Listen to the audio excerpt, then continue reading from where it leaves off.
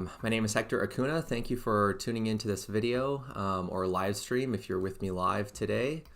I'm really excited to talk about my 2023 plein air portfolio from last year. It's a pretty hefty portfolio, so there's a pretty good chance I'll stop partway through and do a part two for this portfolio, but we'll just have to wait and see how things go. Today is Friday, March 22nd. It's an unusually snowy day, I guess. In the context of this spring, we haven't had a lot of snow, and I'm looking out in our backyard at like maybe 7 or so inches of snow, 6 to 7 inches of snow. So if you're watching this live, I hope that if you live in Wisconsin as well, that the snow is something that you're enjoying today. Okay, let's go ahead and start talking about some art. So today's stream is the 9th live stream in this sort of ongoing series of portfolio talks. It's a way for me to contextualize my work, to provide some background, and some commentary on how these paintings were made. I'll talk a little bit about the process, where they were made. Some of those details will be shared today. And before I get into the portfolio, as always, I have a few announcements I just want to share. I first wanted to give you a quick update on this painting that I've been working on in plein air over in Bratt Woods, nature trail or nature preserve. It's part of my Art Servancy 2024 year-long art residency experience and project that's hosted by the Gallery 224 in Port Washington. So this is the current state of the painting. I think this is after 6 sessions now. So it's really starting to get a really nice history. There's a lot of variety in the marks. I'm really happy with the textures and just the depth that the painting is starting to achieve. I'd like to go back out a few more times, and I'm at this point in this particular painting where I'm trying to decide if it's just going to be a portrait of this tree and that's the only real subject of the painting, or if maybe I want to bring in some of the compositional devices and experimental methods of plein air that I've dabbled with in the past couple of years, maybe like multi-scene compositions or stacking something on top of this painting in an area. So I have that kind of turning in the back of my mind right now as a possibility for this painting. So stay tuned to see where it goes and to see how drastic some of those changes might be. The difficult part, I think, for any of us who are painters is when you hit a point in a painting and there's a part of you that really wants to experiment and try something different and push the painting onto this new path after you've already solidified so much of its image and so much of the process behind it. It's a very difficult and it feels very risky moment to decide which direction to go, and I think it's a real test to our commitment to being creatives and our commitment to pushing the envelope and trying new things with our work. So I'm hoping that this particular painting can be a good example of that whole internal dialogue and mindset for those of you who are following along with this painting. Also, I apologize if I have to pause periodically in this live stream. My dog Lenny seems to be very clingy this morning. I don't know if he's just kind of bummed out about all this snow and the cold.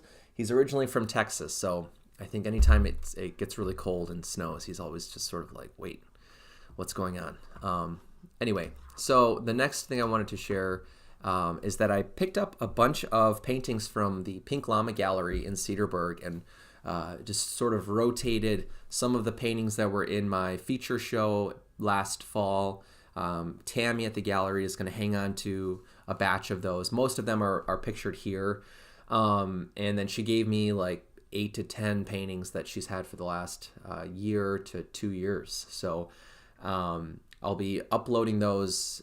I'll likely be uploading some of those to my online shop here in the next week. So keep an eye out for my listings in the plein air portfolio of my shop if you're looking to collect some of my work. Also, check out the gallery in Cedarburg if you live in the area.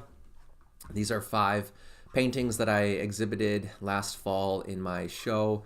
The large painting there, just to give you a sense of scale, is 22 inches by 22 inches. I'm fairly positive that's the size. And then a lot of these other ones are 6 by 9 or 5 by 7s. I think this is a 3 by 9 painting. And then with the frames, they add an extra 4 to 5 inches on either side of the dimension. So all of those are handmade frames as well, which is really cool. All right, my last slide before I get into the portfolio today is talking about these color studies that I've been doing. So this is kind of like the second batch of 4 color strings, I guess you could call them, on shellacked craft paper, which is a very cheap, affordable material. When you shellac the paper, especially if you do 2 coats like I've been doing, it gives the paper this very slick and durable surface, which is very satisfying to paint on. And that allows me to work with oils without having to work on gesso or any other kind of acrylic primer. So that's been very fun to do. And these are made with, a variety of pigments. Here I can try to remember these for you real quick. So the left column on all 4 sheets has cadmium red light as part of the mixture. The right column of all 4 pages is made with ultramarine blue, and then the lower color on all 3 strings is a different version of a yellowish kind of pigment, excluding this bottom right one here. So this top one has Hansa yellow light. The top left one is Hansa yellow light. The top right one is gold ochre. The bottom left one is raw sienna. And then the bottom right one is Radiant Green from Gamblin. So I apologize, I need to drink some water here. But I hope you're having a great day so far. I'm really excited, like I said, to talk about my plein air paintings, to share a few other updates real quick with you. The last couple of days I've spent a lot of time updating my website, and one of the things I recently changed was my homepage. So the gallery sort of image slideshow here has a few new artworks to look at if you're interested.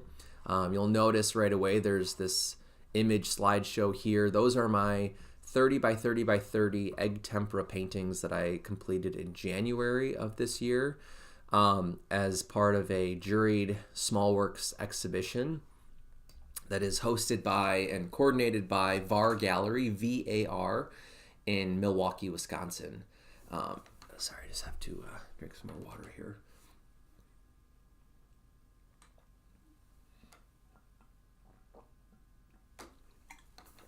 I think I might have some allergies this time of year I'm dealing with. So anyway, this shows you all 30 of those 4-inch by 5-inch egg tempera paintings that I created. So some of them I haven't even shared anywhere else the images of online, so you can kind of get a sneak peek at some of the back half of that portfolio. And then I put some recent plein air paintings on the homepage. I still have my zine pre-order little advertisements there, and then most of the other ones have been up on the website for a while. And then I also wanted to share with you today that there's a couple people adding comments in the chat here. Hey Jane, thanks for tuning in again. It's good to see you virtually here in the chat. I appreciate you tuning in through all of the live streams. And then we also have a comment from Todd Bradle. Not sure how to pronounce your last name, Todd, but thanks for being here, Todd. I appreciate it. It says you'll have to check out my paintings when you're there for Paint Cedarburg. Yeah, that'd be great. That's a really fun event. I'm very excited to live within the boundary of that show, so it'd be fun to meet up with some of you who are going to be in town during that week. I don't know yet if I'll be participating in the show. I'm on the committee, so I feel like there's a little bit of a conflict of interest there, and I also will probably be preparing for Paint Grand Traverse, which is in Michigan. So, but I will be here in town that week, so it'd be fun to meet up. And thanks for tuning in to the live stream. I really appreciate you being here. So a few other updates real quick on the website. I'm doing 4 different, mostly plein air, but sort of observational painting workshops throughout 2024. The first one's coming up in June at, it's in Dubuque, Iowa. And then I'll have one up in Door County. Then there's one in Washington, on Whidbey Island off of Washington State. And then my last one is in October in Gatlinburg, Tennessee with the Aramont School of Arts and Crafts is the full name of the school. So I have all of my links to those workshops here on my calendar on the teaching page of my website. And while I was updating some of that information last night, I also, I was really trying to think if I was someone that was coming to my website and I wanted some more information about how I teach workshops or what to expect, I wanted to bring some of that context onto this page for people who maybe are considering a workshop with me. So I added in a new paragraph that really talks about my teaching philosophy and kind of introduces my teaching style to potential students or, recurring students. And I wanted to kind of set the stage and set the tone for, what that experience might be like if you take a workshop with me. So if you're interested in reading about that, make sure to take a look at the teaching page over on my website. And then I also, on this page, added in a new little section on creating viewfinders out of paper or mat board or cardstock. Let me see, Jane added something. You can just come paint with us. Yeah, that's what I'm hoping. I think that would be a lot of fun just to meet up with people and, 1 or 2 of the days, maybe in the mornings or afternoons, I could go and paint with people and hang out and just talk about painting and enjoy the nice weather that we will be having this year. But anyway, yeah, this is a little resource, a free resource that I created last year, gearing up for some of the workshops I taught last year. I thought, it makes sense to provide some information ahead of the workshops, especially with creating your own tools and some resources that maybe you could then bring to the workshop and use or learn how to use with me at the workshop. So paper viewfinders have been a very significant step in my observational painting practice over the last 2 years, and I feel like it's really helped me be more intentional about my compositions. It's helped me to see how the process of composing can be something that you can teach and talk about, in a classroom setting or in a workshop. So that is something that is also linked here on the teaching page. And then, that's kind of it, I think, for new information. The last thing before we jump into the portfolio, again, thank you for sticking with me through the updates here. I'm still working on the zine. I'm at like 180 pages. I still have a whole section of my plein air calendar from last year to put into the book, so I know it's going to be well over 200 pages. Maybe close to like 220 or 230, somewhere in there is what I'm predicting for this size book, which, for those who are new, that's about this size. So it's definitely a pretty substantial book. This is my second volume from 2022. I've been making these self-published, I call them zines because the first one that I made was a very thin, small little book, but they're more like books now at this point. And this is my third volume that I'm promoting and advertising today. As I said, it's still in the pre-order window, so you have time to purchase a copy in advance for $25 as opposed to the retail price, which will be $30 once the pre-order closes. Or you can choose to be a backer or supporter, patron of the book and pay the full price ahead of time in exchange for having your name featured in the book as a backer. So, and then I just wanted to share that I uploaded a few sample pages of the book just to give you kind of a taste for what to expect if you did purchase a copy. They're in no particular order. I just went through my files and converted my Photoshop pages to JPEGs and uploaded like 8 or 9 examples of pages. So most of them are just, solid print photo reproductions from the book. And then I have a few examples of what the, portfolio portion of the book will look like. So here's a painting I made from Door County's event last year. And then this will be sort of on the other half of the spread. Here's another spread from left to right. This was one of my favorite paintings from last year. So I brought in a nice big cropped section of that painting so you can see some of the texture in the paint and get a better feel for what that painting looked like.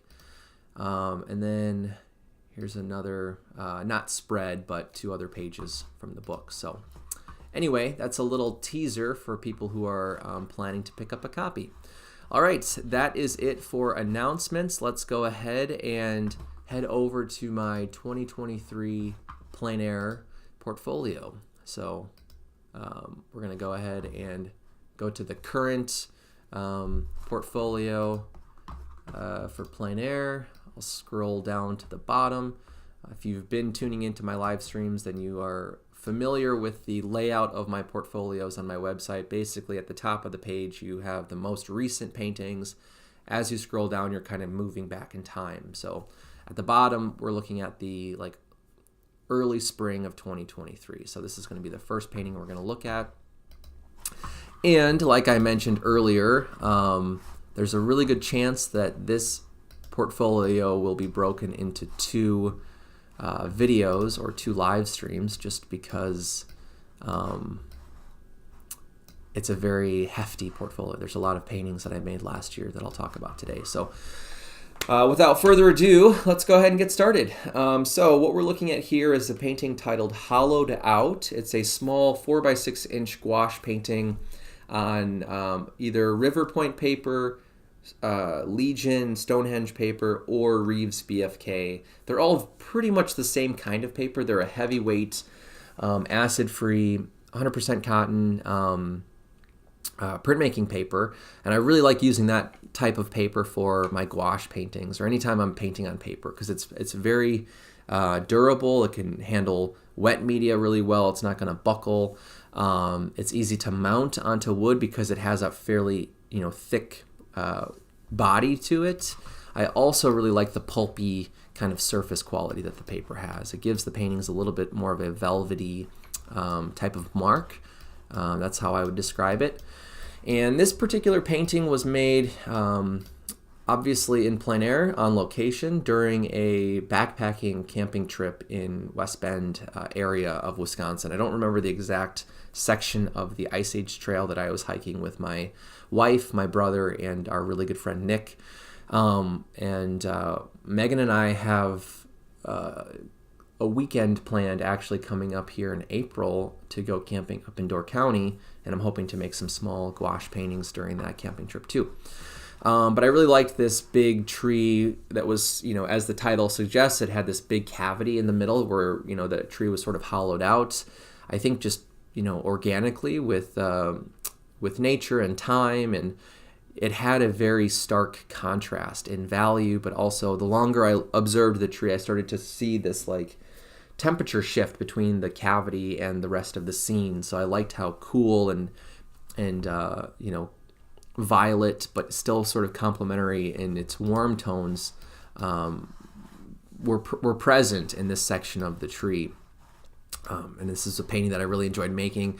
I believe that this was purchased during the Midsummer Festival of the Arts by a college friend's mom, actually. I think my friend Paige, who I went to Stevens Point with, her mom is from her family is from Sheboygan area, and her mom was there specifically to come meet me and see my artwork, and she purchased a painting during that festival, and I'm pretty sure this was the painting that she purchased.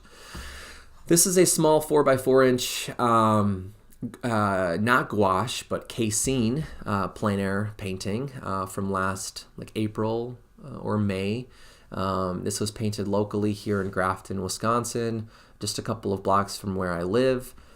I was just out biking around. I was doing this a lot last spring, where I would load up my road bike with art supplies, Megan and I have this little bike cart kind of trailer that is intended for kids, which we don't currently have, but we do travel with Lenny, our dog, and when I'm by myself painting, I'll throw my easel in there, I'll throw my backpack and palette and all of my painting supplies in there, and I'll bike around and look for a view to paint. So this was one of those adventures, and it's interesting because the painting is very small. It's only 4 by 4 inches, and it's nice to see it at such a large size here, or reproduction, because we can really see the amount of variety in line and shape in this particular little painting. And this was a limited palette, if you couldn't tell it. I think it was made with I want to say yellow ochre, raw umber, and either alizarin or a cadmium red. I think it's more of an alizarin though. It's hard to tell because some of these reds are a little bit more of a cool red, so I'm going to say it was probably alizarin. And yeah, so I was really trying to focus on the tonal varieties in the sign. Anytime you're painting something that has a very white local color, whether it's a sheet of paper or the snow, the longer you observe that subject, the more you start to see temperature contrasts between illuminated areas and areas of shadow. And what I enjoyed about this metal speed limit sign was that it had this very slick reflective surface that was reflecting a lot of different temperatures of light, because I painted this under, I think, some spruce trees where there was dappled light coming through the trees and hitting the sign in different spots. So there were these little zones of very warm color and very cool color.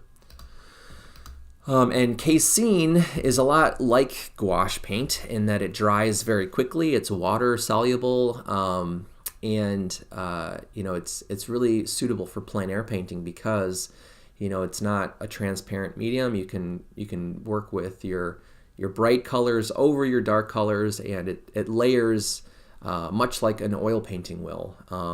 Only the biggest difference though is that the paint dries fairly quickly, and it's unable to be reactivated with water. So once it dries, it really has a fairly permanent structure.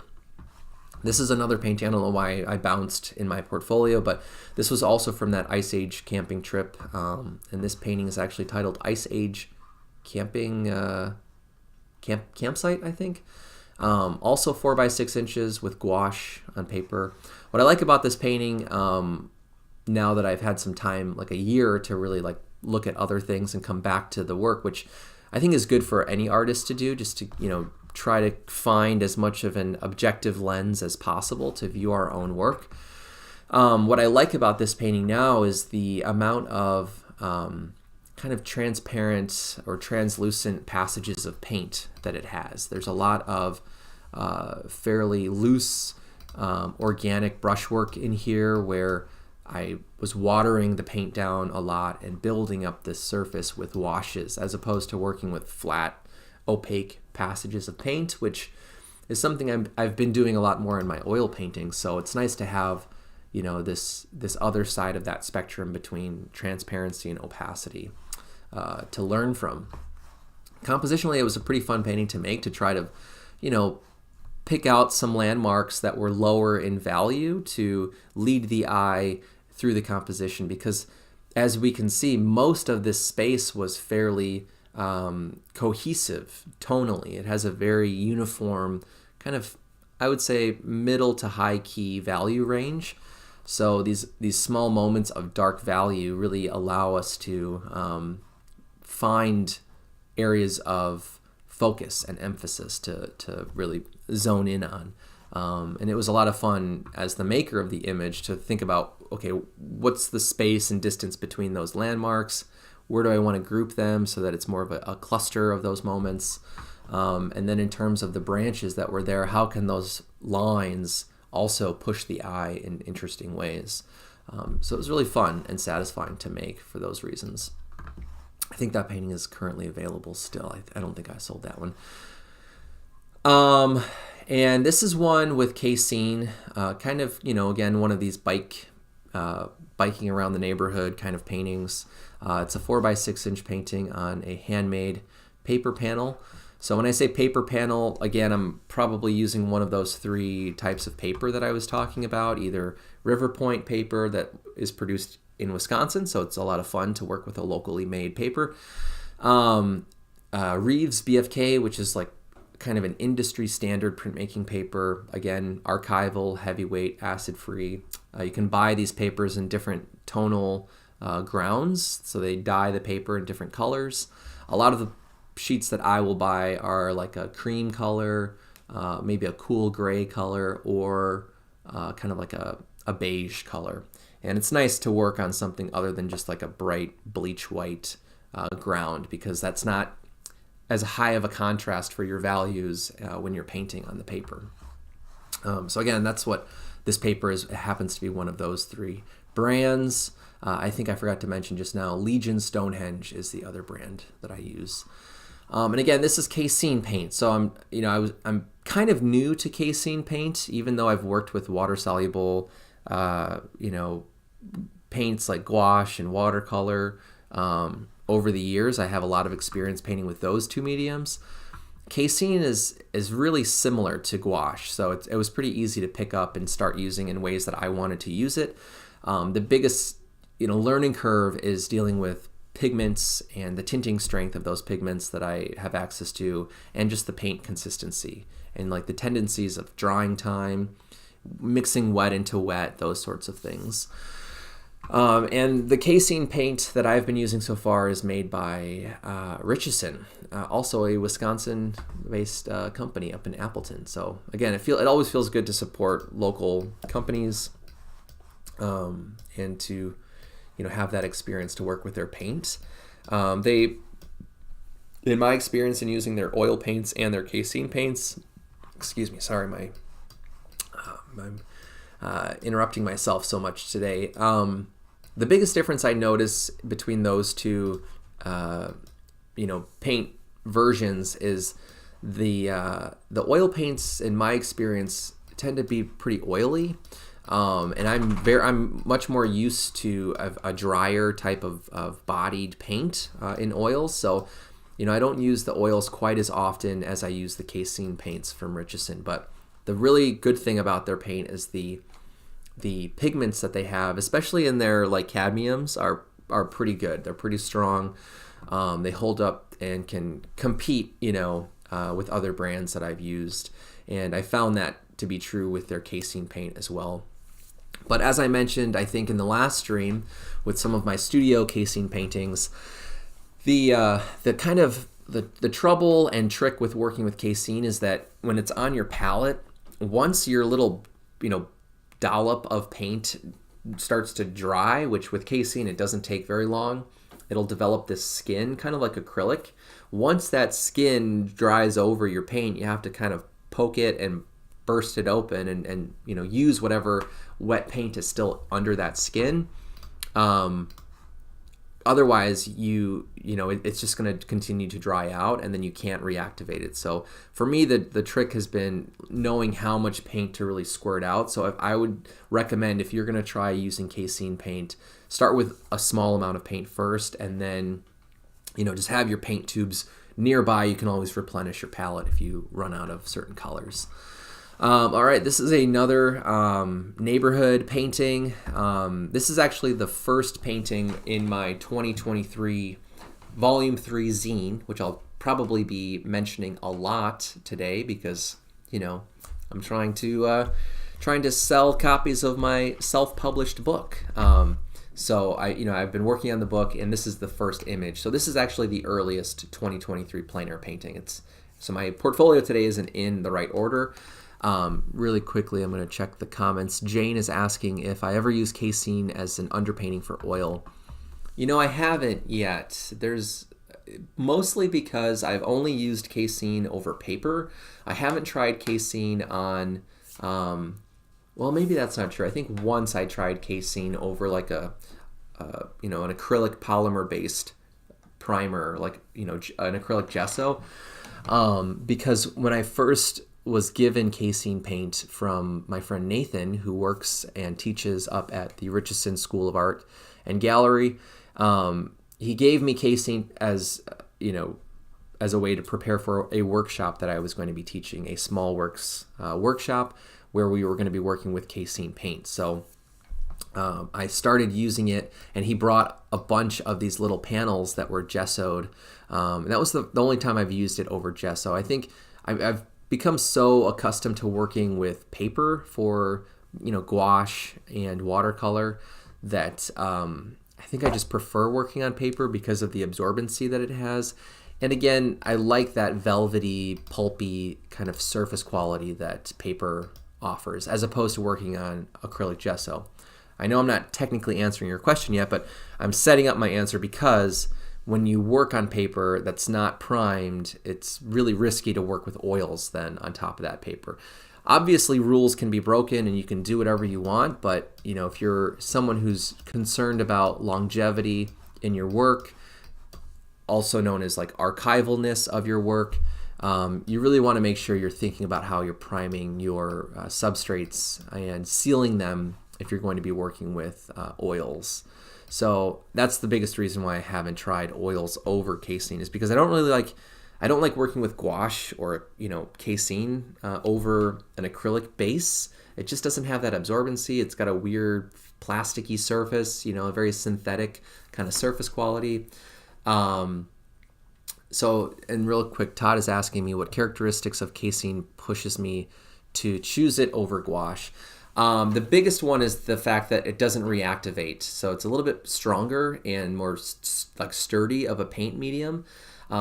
Whereas gouache, if I finish a painting and I don't seal the painting with anything, if any water or moisture hits the paint on the surface, it's going to reactivate the paint, and you'll end up with these little bubbles that will start to form. And then as the water evaporates out of the paper, you're left with these little rings. And it's happened to me a couple times. It's actually happened to me before where I've tried to use like a fixative over gouache, and I was too close to the paper of the painting, and the amount of moisture coming out of the spray can of fixative was enough to reactivate the painting, and I had these tiny little bubbles everywhere, which if you've painted something for a few hours, it's really frustrating to have to deal with that. And so Jane is saying that I'm assuming Jane is saying that casein dries lighter than gouache does, which I don't know. I mean, it depends, because I've had experiences where with gouache, I notice it a lot more with gouache, and I think this is because it's a very matte based kind of surface quality in a type of paint. Your lighter colors when you're mixing with gouache will dry a lot darker than they appear on your palette, and vice versa. So your darker colors on your palette will dry a lot lighter in your painting. And it took me a while to kind of get used to predicting where some of those values were going to end up in my paintings when I started working with gouache.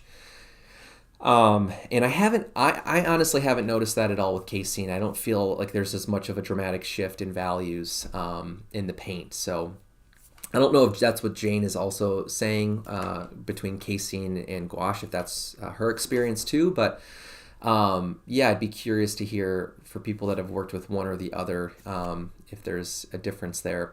But again, it's hard because on the flip side between gouache and casein, like I said, gouache, you can reactivate it. So I'm an artist that likes to be able to just pick up my materials, start working, and if something comes up or I have to stop, I like to just leave things where they are, go do whatever task I have to do, and then come back and jump right back into where I left off. And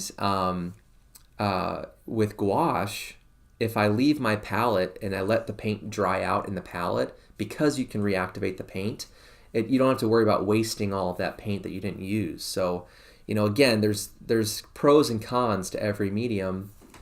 The other thing about gouache that I will say that is kind of a pro is that there's a lot of different brands that make gouache, and it's nice to have different options. And with casein, so far it really seems like it's mainly just Richardson that supplies a very expansive palette of colors with casein paint. And again, I think that's because a lot of companies don't want to deal with a paint that is going to dry out in the tubes if they sit on the shelf for too long, and that's what will happen with casein. The emulsion that they use in casein, which is a milk protein based emulsion, so it's a very organic emulsion. doesn't have a very long shelf life. So I think a lot of companies are kind of like, staying away from it because that's a very risky medium to try to produce as a manufacturer and a company. So that's why I typically will use gouache. Now, since we're talking about materials and mediums right now,